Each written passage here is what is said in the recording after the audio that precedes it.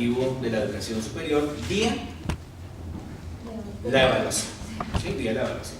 O sea, el tema de las competencias no entra por su aporte pedagógico, ni porque haya sido un movimiento de los maestros a favor de una nueva pedagogía que vio en las competencias un camino. No, entró vía norma, y entró vía norma por la evaluación.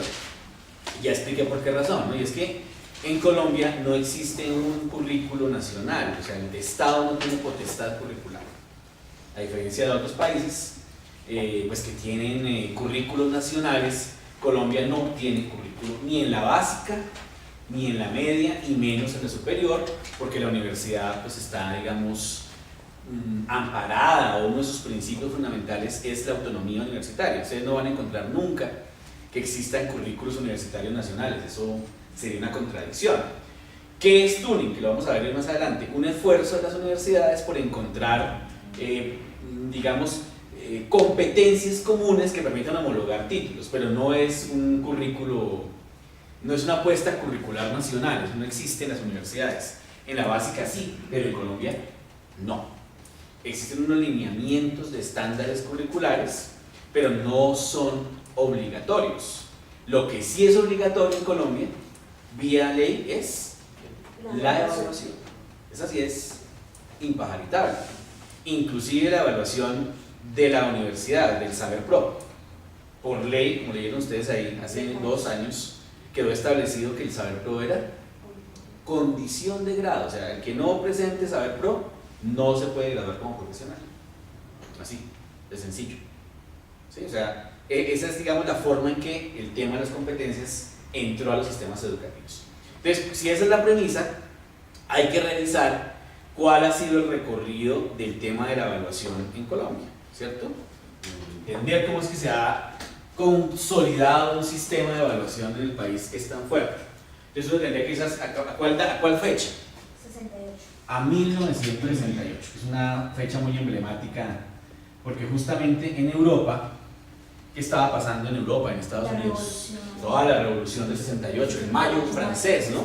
Los estudiantes en Francia se toman la universidad, la Sorbona, que después se convertiría en lo que conocemos hoy, París I, París IV, París III, ¿sí? Exigiendo mayor participación de los estudiantes en el gobierno universitario. ¿Sí? Eso es una cosa, imagínense todos esos hippies, setenteros, ¿sí? Sesenteros. Carolina, ¿cómo estás? Se tomaron la universidad, y eso, digamos, que tuvo repercusiones también aquí en Colombia y en muchas partes del mundo. El mayo francés es famosísimo, pero casualmente y contradictoriamente uno podría decir, este año aparece lo que se conoció durante mucho tiempo como las pruebas del ICFES, que se aplicaban a los estudiantes que terminaban bachillerato. Profe, pero el ICFES no empezó en el 2000. No. Se llamaban exámenes nacionales. Se llamaban exámenes nacionales, pero digamos, digámosle, ¿sí? Ajá. Va a aparecer una entidad del Estado encargada de hacer evaluaciones. Y entonces desde el año 68 esas evaluaciones aparecen. No eran obligatorias, eran optativas, ¿sí? Y estaban centradas en evaluar conocimientos. Eran pruebas de conocimiento sobre áreas básicas del conocimiento. ¿Cuál sería el siguiente hito, pues, en el asunto, ¿no? Pero las hacen obligatorias para acceder a la educación superior de las Sí, entidades oficiales. pero después, en ese momento no, en ese momento era, digamos, era opcional presentarlo, ¿sí? Todavía no se hace obligatorio. ¿Cuál sería la siguiente fecha? 80. ¿Y qué pasa en el 80? El decreto 2343 que pues busca regular los conocimientos mínimos de ingreso para la educación superior. Y ya la evaluación se vuelve de carácter Aquí se vuelve obligatorio presentar esta prueba para ingreso a educación superior. Eso quiere decir que todos los que estamos acá, menos Gabriela, presentamos esa prueba. Sí. ¿Sí o no? Porque todos somos todos somos bachilleres después de los 80. ¿Sí? Todos presentamos pruebas de ICFES en grado 11. Las que yo presenté en el año 86 eran todavía pruebas de conocimiento, le preguntaban a uno datos memorísticos, por ejemplo, la prueba de historia, la prueba de filosofía, y había unas de aptitud matemática, aptitud razonamiento abstracto, aptitud verbal, aptitud matemática, eran conocimientos y aptitud. Ese era el contenido de la prueba. Y en este lapso, el ICFES ensayó varias cosas. Por ejemplo, ensayó hacer una prueba en quinto de primaria para distribuir los estudiantes según esa prueba en los colegios oficiales. Eso fue como en el 79-80, ¿sí? Durante 2-3 años se le hizo pruebas a los niños en quinto que los digamos, segmentaran, ¿no? Los mejores puntajes a unos colegios, los peores puntajes a otros colegios. Pues digamos que el asunto, el experimento no fue exitoso porque tendía a estigmatizar ciertas instituciones, ¿no? O sea, digamos que había un sesgo ahí discriminador muy grande por parte de la evaluación, que es un poco el modelo alemán, ¿no? El modelo holandés. Sí, pero inclusive en Europa, en varios países, para la universidad, dependiendo del puntaje que uno saque, puede entrar a universidad y a carrera. Claro. Usted le da casualidad una cosa al lado. Bueno, octavo hay una prueba, o antecitos, ¿no? Que lo direcciona a la Universidad de Ciencias Aplicadas, o a la universidad, o a las escuelas técnicas. Fue un poco lo que se intentó hacer aquí, ¿no? Pero eso desapareció rápidamente. Entonces, ya en el 80 el examen se hace obligatorio, pero ese examen es un examen de conocimientos y aptitudes. Aptitud matemática, aptitud verbal, razonamiento abstracto, ¿sí? Y uno tenía derecho a escoger algunas, ¿no? De esas aptitudes eran electivas, otras eran obligatorias. La verbal y la matemática eran obligatorias. Pero en el 68 entonces era concepto. Sí, claro, 68 es un examen de conocimientos. Pero es que, ¿cuál es el asunto del 68-80? Que no era un examen obligatorio. Pero era básicamente el mismo examen. Sí, y no era obligatorio para que para ingreso a la educación superior. Aquí es que se hace obligatorio para ingresar a la educación superior. Hay que presentar el examen de ICFES. Todavía sigue siéndolo, ¿no? Si alguien quiere entrar a la universidad, la condición de ingreso es haber presentado esa prueba.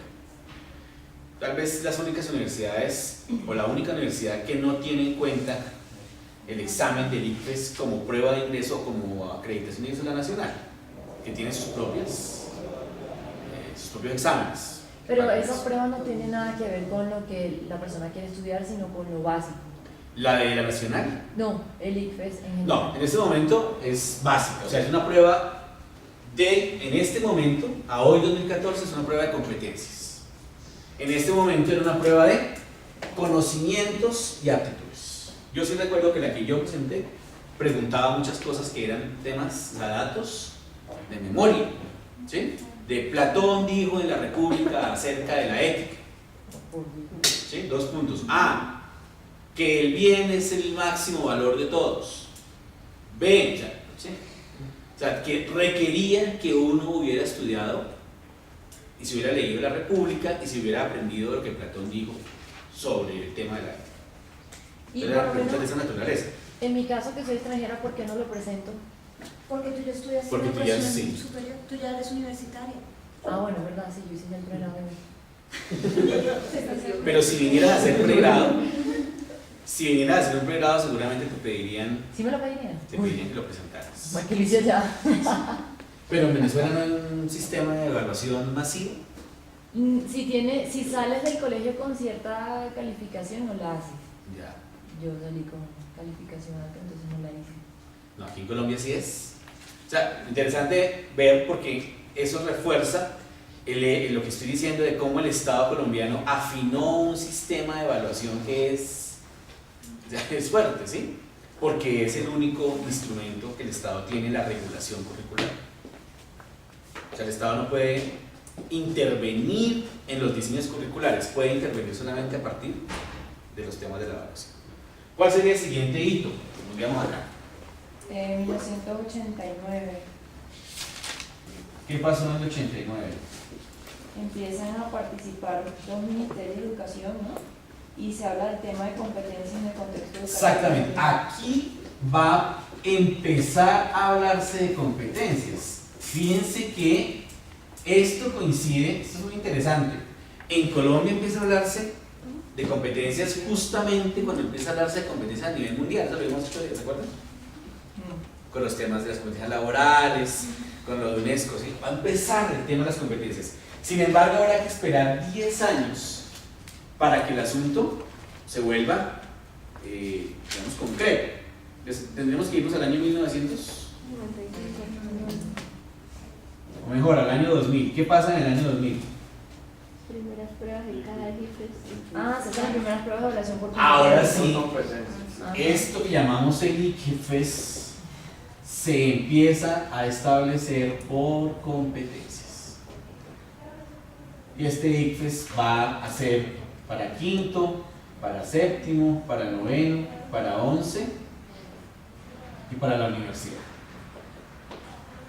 O sea, el sistema de evaluación por competencias va a coger todo el proceso educativo.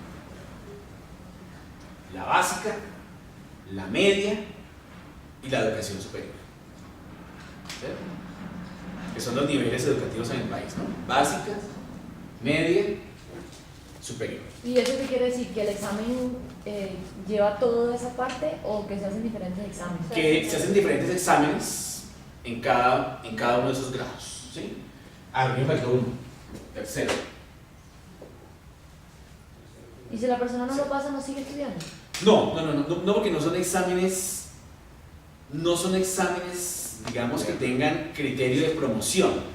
Son pruebas censales para que el sistema educativo pueda mirar cómo van los desempeños de los estudiantes. Ya.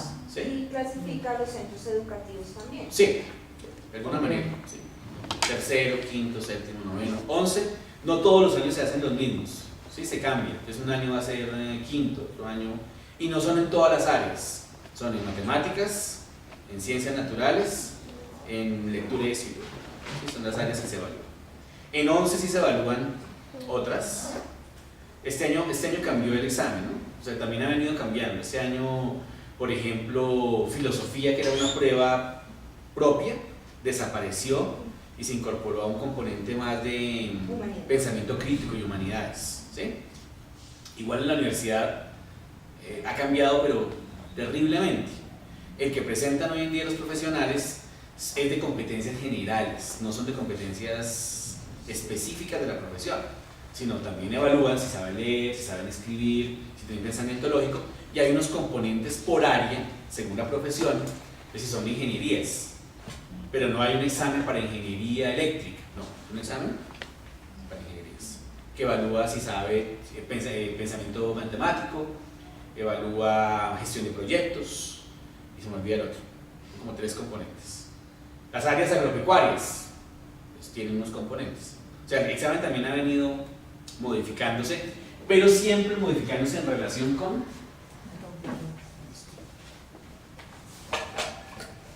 ¿Sí? Ok. ¿Qué otro año pondríamos? 2002. ¿Qué pasó en el 2002? Empieza un movimiento que se llama Revolución Educativa. ¿Es un movimiento o es...? No, la revolución educativa es digamos, el plan de gobierno. ¿Sí? Plan de gobierno. ¿Y las pruebas saber? Sí, o sea, ya no se va a llamar el ICFES, sino que cambie su configuración a prueba saber, que es el nombre que tenemos hoy, ¿no? Saber 3, saber 5, saber 7, saber 9, saber 11, saber PRO. Saber PRO, que es el último que presenta una persona que está en el sistema educativo. ¿Todos ustedes presentaron saber PRO? Sí. ¿Sí? Yo no. Llamaba antes de CAE. Medicina fue de los primeros. Sí. Como derechos. Medicina, Derecho e Ingenierías. Sí. Sí. Que se llamaron primeros ECAES, exámenes de la calidad de la educación superior. ¿Sí? Pero pues se llamaron. Todos presentaron ECAES o SARPRO. Pues son unos artículos todos. ECAE. En mi época aún no había llegado. Y el de nosotros sí era puro conocimiento específico, o sea, sí súper puntual. Se debe que escribir algo, pero por ejemplo las pruebas a ver por ahorita, nadie lo sabe, o sea, Son genéricas, son muy Pero genéricas. ¿cómo se interpreta? Porque están apuntando mucho más a entender si tú eres capaz de resolver la vida. Si sabe leer. Pero los resultados, ¿cómo los expresan o cómo se...? No, la escala de eso sí no. Sí. Los estudiantes reciben eso y ya me dicen, no, ¿cómo me fue? No, pero sí, Sí. por lo menos Sí. a mí sí, cuando lo hice, me dieron acá en la universidad, digamos que antes de presentarle una retroalimentación, digamos, de qué ¿Qué quería pensaba. decir? Sí. Por ejemplo, en el primero, por ejemplo, que era de lectura. Es que eran 3 niveles. hay varias formas de interpretar. O sea, primero, no hay, o sea, la medición o la comparación no es respecto al sistema completo de estudiantes, sino es respecto a tu ámbito profesional. O sea, a ti no te vamos a comparar con los antropólogos, no, sino respecto a los programas en salud. ¿Sí? Entonces, hay, digamos, un promedio nacional. De lo que te dicen es qué tan cerca o qué tan lejos estás del promedio. Si estás por encima o estás por debajo. Claro, entonces, por ejemplo, el promedio nacional es 10.2, ¿sí? Es 10.2. También el Estado le sirve para saber si ese 10.2 es bajito o es alto. Por lo general, esas pruebas, a ver, siempre muestran los resultados por debajo de lo que esperaríamos, ¿sí? O sea, en general, uno podría caricaturizar diciendo que todos los que presentamos las pruebas nos rajamos. Entonces sacan un estándar del promedio, digamos, en el caso de las genéricas, de todos los que han presentado la prueba, y en el caso de las específicas en las áreas de la salud. Entonces te dicen en qué percentil quedaste. Si estás por encima de ese promedio nacional o si estás por debajo del promedio nacional. Ese es, digamos, como se expresa. Antes era más fácil, porque decían sobre 500 puntos, usted sacó 300. Entonces me decía, ah, bueno. ¿Sí? No. Como el saber 11 también, ¿no? Los estudiantes le digan, usted ocupó el puesto 100. Entonces todos dicen, uy, el 100, qué maravilla. No, pero el 100 no es el 100 individual, es un 100. Sí. O sea, en el 100 hay 1000. ¿Sí? Dentro de la muestra. Lo mismo en el 1 hay, dentro de la muestra, en el 1 hay 1000 o 100 que ocuparon el 1. No es que el 1 sea 1 o el 5 sea el 5, no, el 5 hay muchos, porque está dado por percentiles. Claro, si me dice que ocupé el puesto 650, si es que me fue.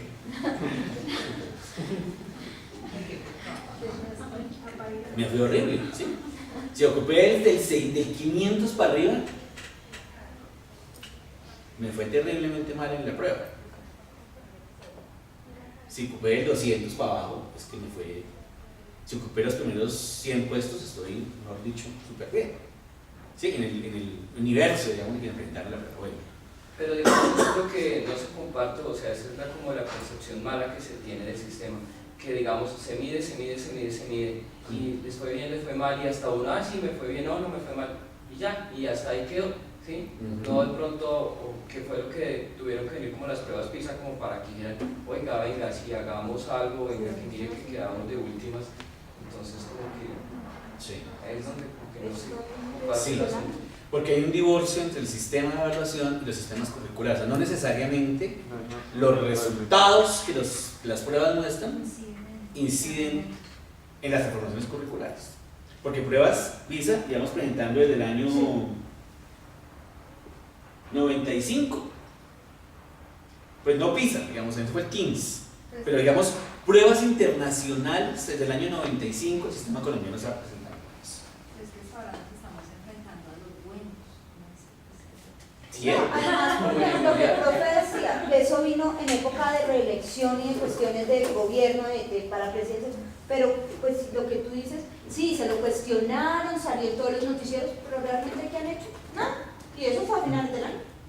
O sea, ya se va a acabar esto y todavía no han hecho. ¿Realmente qué se ha hecho con ese resultado? Miren, aquí en la nota 10, ustedes, la nota 12, la pie de página, dice: en 1995 Colombia había ocupado el penúltimo lugar en 42 países. 1995. El segundo de la prueba. Los resultados pueden consultarse en inglés, esta es la página, o la síntesis del IFES en la página. En el mismo sentido, la prueba PISA, que es un proyecto que la OCDE tiene, se mete cada 3 años. Colombia ha participado en el 2006, en el 2009, en el 2013. O sea, no es que nos hayamos presentado por primera vez el año pasado o este año. No, 2006, 2009, sí, 2014. ¿Sí? Esta última tuvo un énfasis en lectura, aunque también se evaluó matemáticas y naturales. En los 3 resultados hay versiones positivas entre 2006 y 2009. 9.3 en lectura, 3.6 en matemáticas, 4.6 en ciencias. Era rajadísimos. Pero el consolidado sí es significativamente menor que el de la OCDE. Lo mismo que pasó acá. O sea, lo que pasó este año no es distinto a lo que nos ha pasado desde el 2006. Lo que pasa es que la coyuntura sí fue diferente, porque se volvió tema de elecciones. Lo que pasa es que el gobierno no apoya la educación, sino prefiere apoyar de pronto, no sé, guerra, con intereses sociales de ellos. Ahora, ¿hemos mejorado? Sí, pero todos los países también han mejorado, ¿sí me van a entender? O sea, por eso no logramos subir, porque hay otras condiciones estructurales que no permiten que eso pase. La formación docente, la remuneración salarial, los tiempos de estudio.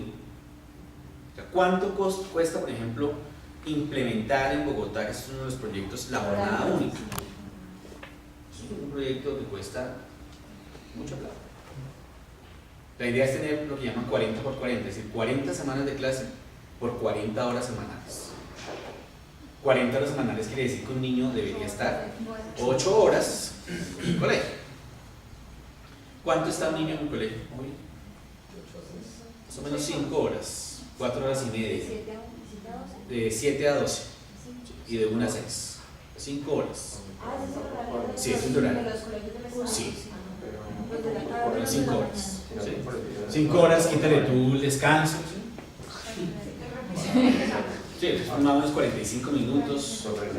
Con unas además problemas curriculares muy serios, porque tenemos espacios, por ejemplo, de clases de 45 minutos, que eso es terrible. El profesor alcanza a llegar, saludar, calmar a los niños, sentarlos, saludarlos y poner la tarea y ya. Y agravantes como materias que tienen 1 hora semanal de 45 minutos, sobre todo en las áreas artísticas, donde no hay profe formado ni profes nombrados. ¿Sí? Sino que, ay, usted pinta como bien, hágale de estética, ¿sí? Ay, usted profesora que se dice tan bonito, porque no, sí. Usted que es como buena gente porque no enseña religión ni ética. Que es 1 hora de 45 minutos semanales. O sea, sí, o sea, dimensionemos.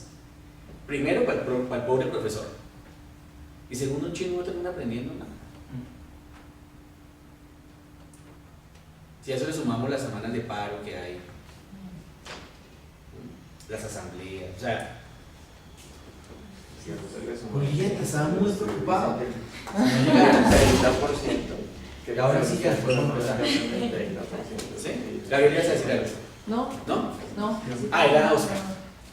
Nosotros desde Compensar también hacemos un plan de trabajo para la jornada de 40 por 40. Estamos en algunas de las localidades y dentro de eso pues nosotros hacemos unos seguimientos a ver cómo los docentes de Compensar están haciendo el trabajo, el desempeño. Se han presentado algunos inconvenientes dentro de esos, la diferencia de opinión que tienen los docentes titulares con los docentes que vienen de afuera. ¿Qué pasa? También las responsabilidades. Si el niño sale a las 12 y le entrega al Estado un refrigerio, ¿qué pasa? La profesora titular muchas veces se va porque, no, a las 12 ya llega la otra persona y ya yo me lavo las manos y yo aquí no tengo responsabilidad alguna. Entonces el niño está entrando en un juego de imagen de autoridad que se deriva en una dificultad para saber, bueno, yo hago lo que me dice ella, hago lo que me dice el otro profesor, ¿a qué me rijo? Entonces es un desorden y es un vuelco total. Sí. Eso requiere los 40 por 40 requieren una forma distinta de administrar la instrucción para poder dar cuenta de lo que pasa en esas 40 horas. Pero requiere una inversión además en tener profesores tiempo completo y en tener unas infraestructuras adecuadas para eso. Porque ¿cuándo empieza a haber doble jornada? En el año 74 en Colombia. Porque hay una apuesta del Estado por cobertura, porque no había cobertura en básica. Pero antes del 74 la jornada era única. ¿Sí? Sí, iban a la casa, almorzaban y volvían.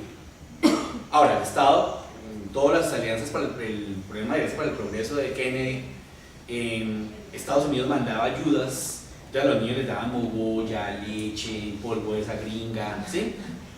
Llegaban los paqueticos gringos que daban en las escuelas.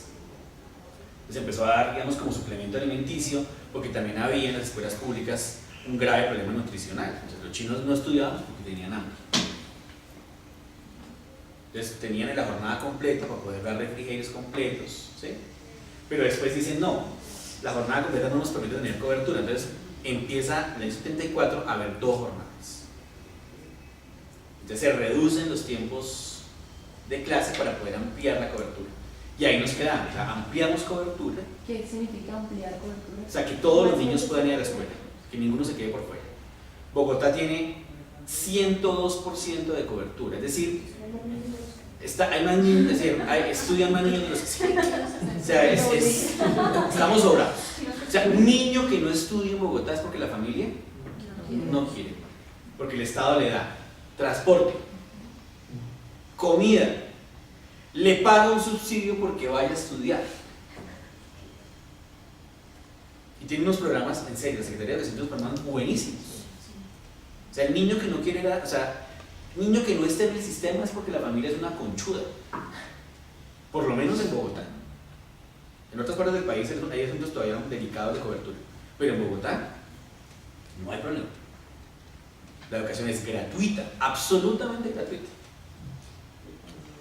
Con comida incluida. Y con transporte incluido. Pero eso es un arma de doble filo. Claro, eso tiene unas perversiones duras. Y con subsidio incluido para algunos. O sea, todas las condiciones, digamos, económicas para que el estudio se dé están dadas. Lo que hace falta es dar un salto importante en calidad, en cualificar el proceso. Entonces pasa por formación docente, pasa por jornadas extendidas, el 40 por 40, o sea, pero eso requiere unas organizaciones. Pero digamos que yo soy optimista, yo pienso que vamos mejorando, o sea, que el asunto en Bogotá, es decir, hoy estamos mejor que hace 10 años en educación, muchísimo mejor. Muchísimo, sí. Teniendo en cuenta que a Bogotá llega el gran número de desplazados, ¿no? Que Bogotá recibe a la población nacional, llegan a Bogotá. Esa es una ciudad que acoge el país.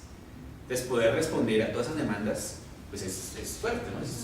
Pero las escuelas públicas yo creo que hoy son mucho mejores que hace 10 años, pero muchísimo mejores. No hay necesidades educativas especiales. Por ejemplo, las aulas integradas, ¿no? Los niños con Down, los niños ciegos, los niños sordos que llegan a las aulas. O sea, yo sí creo que ha habido un trabajo interesante. Pero son mucho mejores en qué, profe, porque si uno se va a dar cuenta, la educación pública de Camilo Torres, de todos estos de los años 80, donde los papás de uno, o sea, mi papá era de los que creía en la educación pública y sin tener nosotros, digamos que la cuestión económica, él creía que valía la pena meternos en la educación pública porque estaba el Camilo Torres como primer ICFES, bueno, todo esto.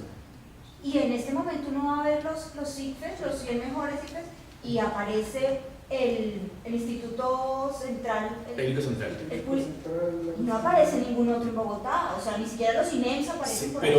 pero es mucho mejor la educación pública